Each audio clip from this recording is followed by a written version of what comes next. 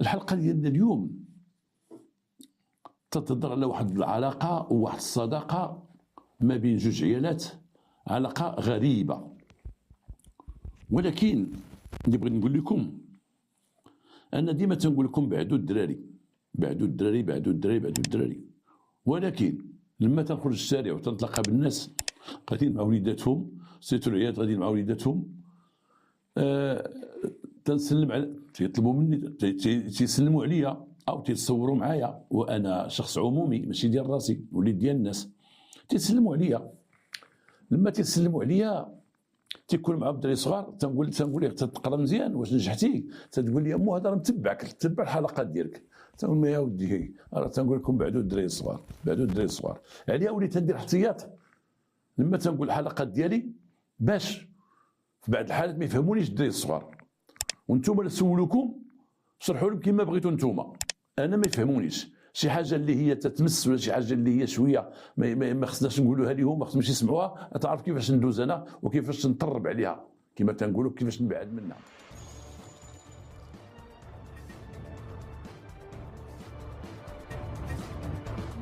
انتم تفهموها هما ما يفهموها شيء. الشيء اللي عندي اليوم في هذه الحلقه هذه، هنا واحد الوقت غادي نهضر لكم على العلاقه ديال هاد جوج عيالات بالرمز بالرموز وانتم تفهموا. النبي بالاشاره. جوج عيالات معروفين، وحده امراه كبيره في العمر، امراه كان الجسد عندها غليظ بزاف، قويه رجاليه كما تيقولوا، امراه رجاليه. وواحد البنت كانت تعرفها، كانت عندها علاقه بها، كانت جارتها قبل ما تحول ديك البنت، كانت جارتها، كانوا مجاورين، تحولت ديك البنت، ولكن بقات بيناتهم العلاقه، بقات تجي عندها تجي عندها تجي عندها ديما ديما ديما. هذيك البنت ولفات هذيك السيده وديما تجي عندها. وهذيك السيده شنو كانت العمل ديالها؟ كانت نقاشه ديال الحنه، وتمشي مع النقافات وخدامه. تعرفوا ديك العيالات تيكون نقاشات ويمشيو مع النقافات وكذا وكذا. وديك البنت كانت لاصقه فيها وكانت صاحبتها، وكانت تثبت عندها بعض المرات تبان في دارها. هذيك البنت تزوجات وبعدت منها، ولكن واحد الوقت مات لها الراجل ديالها، ولدت بنيه ومات لها راجلها. مات الراجل وخلى لها الخير ديال الله، خلى لها الدار فين ساكنه، خلى لها الفلوس، خلى لها واحد المعاش مزيان، خلى عندها راجل كان ثري الا بغينا نقولوا لا باس عليه، ثري ولا باس عليه. حنا نوقفوا القصه هنايا وندخلوا في الشوط الثاني ديال القصه. واحد النهار واحد العساس في الليل، عساس في الكيران، تيقول واحد الكار واحد الصندوق، جابوا واحد الحمال مع واحد المراه وحطوه هنا بلاصه الكيران. قالوا داك العساس كان واقف تما، قال لها ودي راه غنتسنى واحد الكار غيجي دابا وغادي يديها، نمشي معاه. هذيك المراه قالت لي غنمشي غندي الصندوق غنسافر. كان الحال في الليل، السيد حطوا الصندوق تما، صندوق كبير حطوه، وبقات ديك المراه واقفه حداه. خلصات هذاك الحمال اللي جا دا مشى في حالته، بقات تهضر شويه مع العساس، تهضر هضره. العساس تيمشي تيدور في المحطه، تيمشي هنا وهنا. واحد الوقت العساس تيلاحظ بان الصندوق بقى في عين المكان والمراه ما كايناش. قال ربما مشات هنا ولا هنا ولا مشات شي بلاصه قريبه ولا كذا، ولكن المراه ديسباريو، ما عرفاش فين مشات. السيد مشى الليل وبدا الليل وجا الليل والسيتياس تما، لانه هو تيجي مع المغرب تيبقى حتى للصباح. تيدوزو البوليس تيقول ما ودي واحد السيده خلات واحد الصندوق هنا تتسنى واحد الكار ما رجعش ليه. حسب التصريح ديالو في المحضر ديالو هو تيقول بانه جاو البوليس الاولين دازو الناس ديال الهيئه الحضاريه، قال واحد الصندوق خلات واحد المراه، قال لي ربما مشات شي بلاصه، شوف الا ما رجعتش تما متاكدتي منه عيط علينا. دازو الكبوس مره اخرى، قال لهم قالوا له واش باقي ما جاتش هذيك؟ قالت لي باقا ما جاتش هي، باقا ما جاتش. الصباح داك السيد بقى واحد مع الصندوق، عيط للبوليس من جديد، قال لي ما ودي اش كاين داك السيد راه ما جاتش، والصندوق انا لقيت واحد فيه هنايا، الله يرحمك ما نديروا شي حل. جاو البوليس عين المكان، شافوا داك الصندوق تلقاو بانه ثقيل، صندوق ثقيل هنا عيطوا الشرطة القضائية باش يشوفوا الصندوق شنو فيه لداخل. الشرطة القضائية تلقاو فيه مرأة بنت ومعها بنية صغيرة وبجوج مقتولين، وحتى الرؤوس ديالهم فارقينهم عن الجسد، الراس فوق الجسد.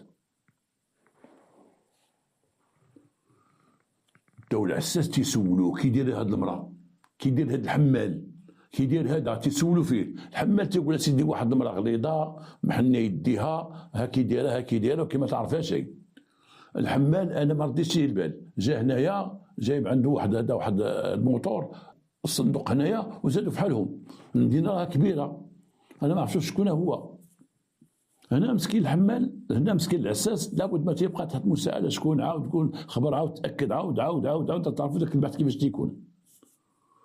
ولكن لما مشاو شافوا، دخلت الشرطة العلمية اللي كانت ديك الساعة تشخيص قضائي، تيشوفوا البصمات تلقاو عرفوا مولاتهم، عرفوا ديك البنت، عرفوها يمكن لاكارت ناسيونال ديالها، عرفوها وعرفوا السكن ديالها.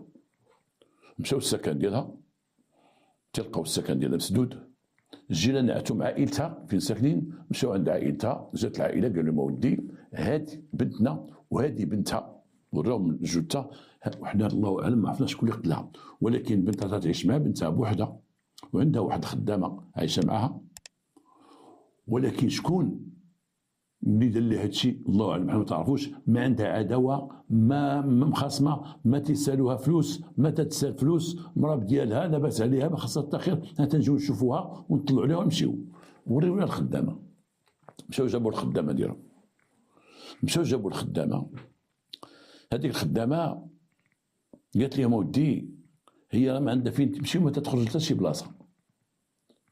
لما قبل ما يموت راجلها كانت تخرج مع راجلها وتجي مع رجلها عند عائلتها، عندها واحد صاحبتها نقافه نقاشه اللي كنت قلت لكم في الاول، نقاشه صاحبتها هي اللي عندها. وقالت لهم اودي السيده البارح راه قالت لي كملي الشغل ديال الدار وسدي وسيري وانا غنمشي عند صاحبتي نقاشه، ومشات عندها.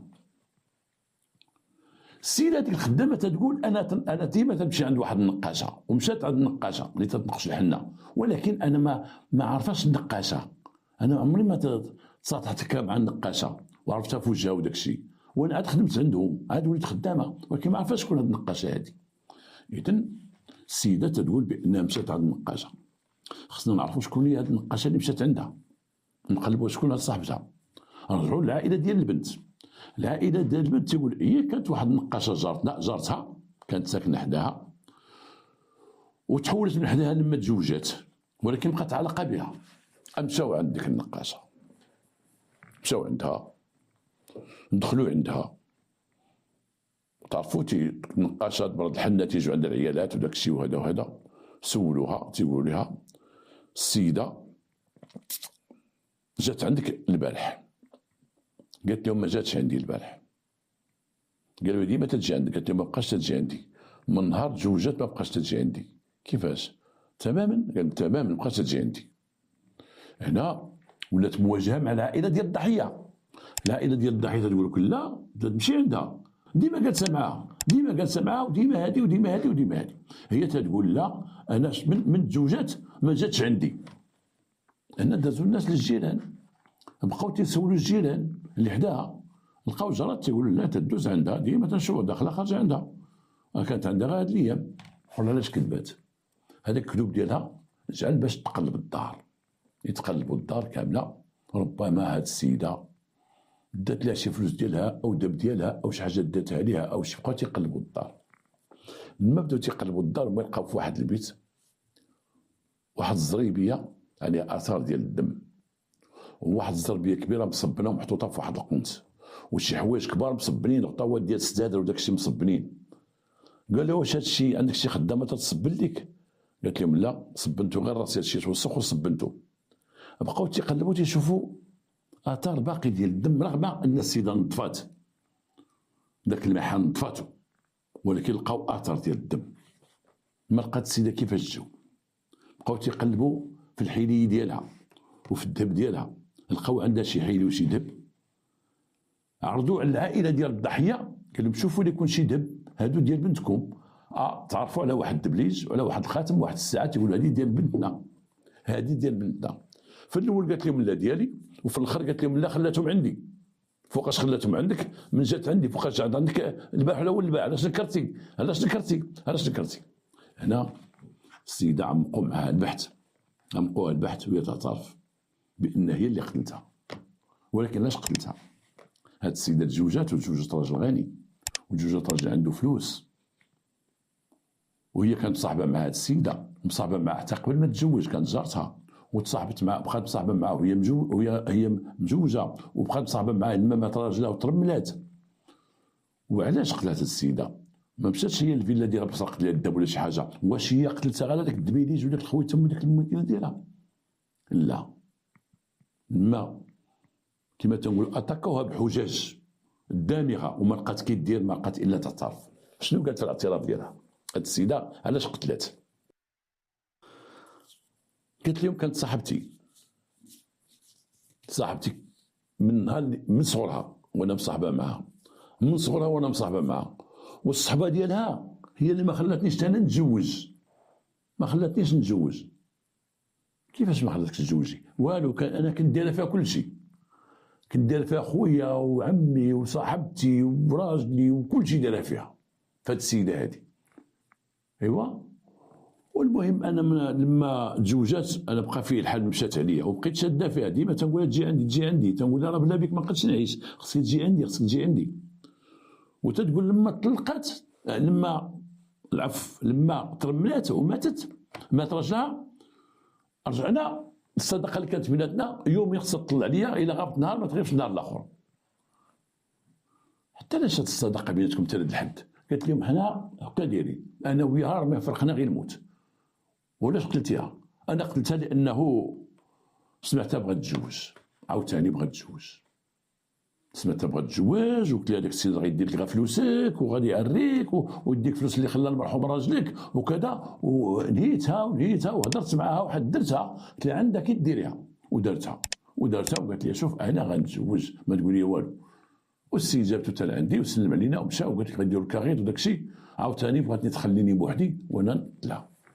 شنو العلاقه اللي ما بين هاد السيده هادي اللي جات تقتلها؟ واش مرات صاحبت مع مراه قالت لها بغيت نتزوج؟ قالت لها لا. مرات صاحبت مع مراه قالت لهم انا فيها امي وفيها با وما نبقاش نتفارق معاها. هي من غتتزوج راه غتبقى صاحبتك كما كانت قبل، من كانت مزوجه وكانت تجي عندك. لا، قالت لي ما غيبقاوش هنا في هذه المدينه، ما غتبقاش هنايا في هذه المدينه. صافي وانا قتلتها. علاقه بين جوج هاد العيالات هادو. وهنا غنرجع نقول لكم، انا ما تنبغيش الدراري يتفرجوا كما جميع المؤثرين او عندهم قنوات اللي الناس يعرفوا شويه تيفهموا، تيقول الدراري خليهم جانبا، ما تفرجوهمش. ولكن هاد القصه هادي غيفهموها الاطفال، صاحبتها وعزيزه عليها وغتتزوج، بغات تبعد منها وغتمشي لمدينه اخرى وما سخاتش بها وقتلاتها. غيجي غريب هاد الهضره هادي، ولكن نتوما غتفهموا العلاقه اللي كانت بيناتهم كانت علاقه عميقه وكانت علاقه خبيثه. وتيقول السي بن حسون شريف عميد الشرطه تيقول في اعاده تمثيل الجريمه حسب ما وصل من ابنه هو المسطره، تيقول بحثوا معاه قالوا لها في اعاده تمثيل الجريمه كيفاش درتي لها حتى قتلتيها. تتقول بان عيطات عليها قالت لها شوفي دابا انت غتمشي وغتزوجي وغديري وغتمشي مع الرجال وكذا وكذا وهذا، ولكن انا بغيتك لواحد القضيه مهمه غادا تجي عندي، ولكن شوفي ما تقول لحد راكي غتجي عندي، جي عندي بوحدك، لا الدار لا كذا لا كذا، سلتي وجي عندي راني باغياك. ديك السيده داكشي اللي دارت، تعترف في التليفون ديالك تقول جات عندها، قالت لها خبرتي شي حد؟ قالت لها لا. قالت لها انا بغيت ندير لك واحد النقص اللي غنمشي عند راجلك ما درتو حتى شي وحده، ما درت لها هذا النقص، غنصاوبو لك نقص فيه الرباطي وفيه الفاسي وفيه الخليجي، وغنقادو لك على حقه وطريقه. وانا اليوم هذا النهار خليته لك مستعد لك، انا وجدت الحنه، انا وجدت كذا، اعطيني يدك ورجليك. حيدت السيده تيقول جلبتها وبنيتها الصغيره جالسه حداها، تتمشي للكوزينه وترجع، تتقول مشات المره الاولى ورجعت، مشات المره الثانيه ورجعت، وخدامه ودير المسجله، خدامه الصوت ديال المسجله باش يكتم الصوت، عارفه بان غيوقع شي صياح ولا شي حاجه. وواحد الوقت غفلتها بواحد الشاقور وهي تضربها راسها من اللور، ضربتها راسها. هاد ضربه الشاقور هي اللي لقى الطبيب الشرعي تيقول بان المعنيه بالامر مقتوله وعندها ضربه قاتله في الراس، ضربتها من اللور بالشاقور، ولكن ما وقفاش غنتحدوا هي صحيحه، ضربت المراه وضربت البنت الصغيره. البنت الصغيره جالسه ملاهيه في اللعب، تلعب هي بالحنه، ضربت المراه وضربت هذا. هما تغماو بجوج طاحوا وكملت عليهم، تتاكدت منهم وبدات باش تهنى منهم تماما، وما تقولش بان غير دوختهم الضربه، بقات تضربهم على العناق ديالهم وقطعت لهم ريوسهم. ومشات خلاتهم تما، ومشات عند واحد السيد تيبيع صنادق، وتتعرفوا دوك الصنادق اللي كانوا بكري راه ما كانوش الماريوات عند الناس اللي بكري، العقاد اللي تيعرفوا، كانش الماريو واقف في الدولاب واقف هكا، كانوا عندهم غير صنادق. انا في صغري تنعقل كان عندنا صندوق في الدار، كانوا فيهم ذاك الزواق البلدي، ذاك الزواق البلدي تزوقت هي اللي كانت فيهم، وكانت تتحلكها من الفوق، وكانوا والدينا تيستفوا في حويجات ديالنا كاملين، ديالهم وديالنا، وكاين صندوق اخر ديال الوالد تيستفوا فيه. ما كانش الماريو، من بعد شفنا الماريو بدا يدخل الماريو بالمغرب وداك الشيء وهذا كان الماريو تقريبا كان عند النصارى، كان الماريو عند دوك الناس لاباس عليهم، ولكن العاديين والشعب والناس ديال الشعب كان عندهم دوك الصنادق بكري كانوا تيديروهم. هي مشات وكان المصنع، كان واحد المصنع تيقول السي محسون في المسطره ديالو الله يرحمه، تيقول كان واحد المصنع معروف تما في مراكش وتيبيع بزاف اللي كانوا تيبيعوهم، باقي تيبيعوهم حتى دابا، تيديروا دابا الزينه والديكور وكذا وكذا. تيقول مشات عندك الراجل تيبيع صنادق وخدات اكبر صندوق اللي لقات عنده وداه واحد الحمال، وتيقول بانه الحمال داه لها الدار، وتقول باش يتاكد السي بن حسون تيتاكد، مشى تيقلب حتى لقاو مو الصندوق اللي تيبيع صنادق، ومو الصنادق اكد لهم، تيقول اي جات واحد المراه هنا وهذيك ما تعرفها نقاشه، وجات داتو هي واحد الحمال فلان، وهذاك الحمال عندنا هنا في السوق، وعيطوا لذاك الحمال وجا الحمال وقال ايه زيت لها الصندوق تديتو لها للدار، ولكن الحمال الثاني ما عرفتوش وما لقاوش، قال لك لكن اللي هز من الدار، هز المحطه ما عرفاتوش شكون، ما قالتش، قالت ما عرفتوش، انا تلاقيت بك تجي تهز لي شي سلعه غنديها. واش هو ساق الخبر في المدينه وخبر؟ يعلم الله، هو اللي بقى خارج من المسطره.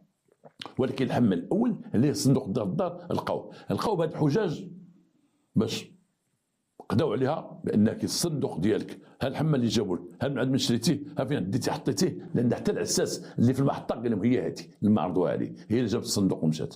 وهنا فين صالحتهم وقالت لهم القضيه واقفه، ما سرقت لها ما ديت لها غير داك الشيء اللي كان في يديها، حطيته ما تيهمنيش، انا عندي الذهب بزاف ها هو وتنخدم به وتندير به، ولكن الصداقه اللي بيني وبينها ما نقدرش نفرقها وما نقدرش نفرق معها، وتاكد لي بان جواجها من غتمشي غتزوج مدينه اخرى ما غترجعش ليا. شوف هذوك العلاقات فين تيوصلوا، نتمنى منا تكونوا فهمتوني. دوك العلاقات ما بين جوج ديال العيالات كما قلت لكم تيكون علاقات ما بين جوج رجال بهذه الطريقه هذه، فين ادى بها الحال وكتمشي لقلبها شي صديقه اخرى وتصاحب معها وتصادق معها براسهم، ولكن هذيك مرحمه البنيه الصغيره اللي كانت معها، حيدتهم بجوج، خط عوجه وصلتها الاعدام، ودوروها في المدينه كما تيقول السي حسون في ذاك الوقت، دوروها في مراكش باش يشوفوها الناس. بكري كانوا من تيبغيو يديو واحد يديروا اعاده تمثيل الجريمه، كانوا تيدوروه تيشوفوه الناس بزاف في المدينه. حتى دابا راه كانت اعاده تمثيل الجريمه كاينه دابا، وحتى هذيك راه نوع من الشوهه، نوع ديال التشويه، ونوع باش يعطيو درس لواحد اخر لما تيجيبوه بيقولوا ولي كي درتي واخا هي الان في القانون غير قانونيه ديك اعاده تمثيل الجريمه. وهذه الكلمه غادا تنوجه لضباط الشرطه القضائيه ديال الدرك والبوليس بان اعاده تمثيل الجريمه باش تمشي مع اعاده تمثيل الجريمه راه غير قانونيه، ولكن تدار هي خصها دار بواحد النقاط اللي باش قضيه التحقيق وكلمه يكون على قناعه بحال يقول لك يلاه وريوني بالضبط فين كيفاش دار، وريوني تيبغي هو يكون متفق يوريو. اما دابا تنلاحظوا بان بعض المرات تيديروا الاخوان، ولكن هي تجي تشوف مزيان من واحد الناحيه، الناس تيشوفوا ذاك المجرم تيتشوه من واحد الناحيه، الناس تياخذوا عبار تياخذوا دروس، الشباب تيشوفوا ديك التشويه مكتفين وغاديين لبيتهم ما تياخذوا دروس راه نافعه. وشوهوها في مراكش وداروا بها ومشات وتحكمت بمؤبد. ذاك الوقت شي تيقول تحكمت مؤبد، شي تيقول تحكمت بالاعدام، حسب ما تندير التليفون بعد الاخوان تقول لا تحكمت بالاعدام مؤبد. ذاك الوقت الله يرحم السي بن حسون الشريف اللي هو صاحب هذه المسطره واللي بحث فيها واللي وصل ليها، اللي كان عامل الشرطه في السلطه القضائيه في مراكش، تعرفوه الناس القدام، وكان الله يرحمه راجل من دوك الشرطيين، دوك لي بيجيست اللي كانوا في مراكش في ذاك الوقت في وقت الجريمه هذه، هو اللي وقف عليها، هو اللي وقف على الجريمه، هو اللي وقف هو اللي وصل حتى للجانيه، وخلى هذه القصه مسطرتها لولده، ولده اللي صديق ديالي واللي عاودها لي ولده كما خلاها ليه باه. وهنا تنقول كاين بعض الناس، كاين بعض الشرطيين من الولد ديالهم تيخليو ولادهم، والواحد يكون بوليسي ولا جدارمي ولا قاضي ولا كذا، خصو واحد النهار يدير ما يعاود ولادو، يدير ديك العمل اللي دار زوين ويعاود ولادو، يعاود قصته لولادو كيفاش دار، تيكبر في عينين ولادو، تيخليهم موروث كما خلى السي ادريس تبع الولد ديالو اللي هو انا صديق ديالي واللي كنت معاه غير البارح، وخلى لي واحد ولد كبير على القصص ديالو واش دار في حياته اللي كنت نشرت منهم واحد العدد، وان شاء الله يجيب الله يطول العمر نعاودوا ننشروهم. الله يرحم هاد الناس بجوج. نتمنى من الله هاد الرساله توصل لكم، هاد الحلقه تعجبكم.